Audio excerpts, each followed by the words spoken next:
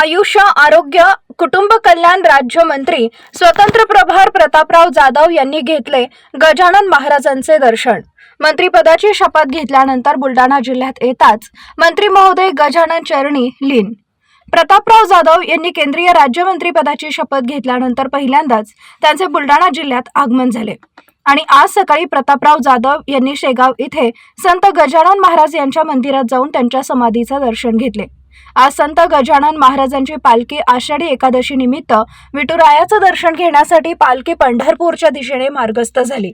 या पालखीमध्येही केंद्रीय मंत्री प्रतापराव जाधव सहभागी झाले। त्यांनी वारकऱ्यांना अभिवादन करत संत गजानन महाराजांच्या चरणी नतमस्तक झाले। आपल्या जिल्ह्यात आलात आणि गजानन चरणी लीन झालात, काय भावना?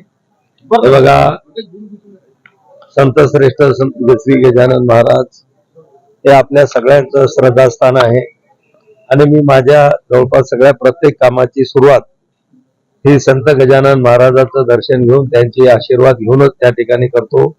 प्रत्येक निवडणुकीचा उमेदवारी अर्ज भरताना असेल, निवडून आल्यानंतर असेल आणि आज मला केंद्रामध्ये जे मंत्रिपद मिळालं त्याचंही काम आपल्या जिल्ह्यामध्ये महाराष्ट्रामध्ये सुरू करत असताना जिल्ह्यात सर्वात प्रथम आगमन प्रसंगी मी श्री संत गजानन महाराज या ठिकाणी दर्शन घेऊन त्यांचा आशीर्वाद घेऊन आता जिल्ह्यामध्ये कामाला सुरुवात करणार। आज गजाननाची पायदळ वारी जी आहे ही पंढरपूरसाठी मार्गस्थ झालेली आहे। या निमित्तानं काय नेमके आपण साखर घातलेला आहे गजानन? हे बघा, मी आणि माझे सर्व कुटुंबीय अनेक पिढ्यापासून आम्ही सुद्धा वारकरी आहोत आणि जवळपास माझ्या पंढरपूरच्या माझ्या सुद्धा 39 वाऱ्या याच्या अगोदर आषाढीच्या वाऱ्या पूर्ण झालेल्या आहेत। आता या वर्षीची सुद्धा 40वी वारी पूर्ण होईल। कोरोनाच्या काळात 2 वाऱ्या कमी झाल्या, नाहीतर 42 झाल्या असत्या।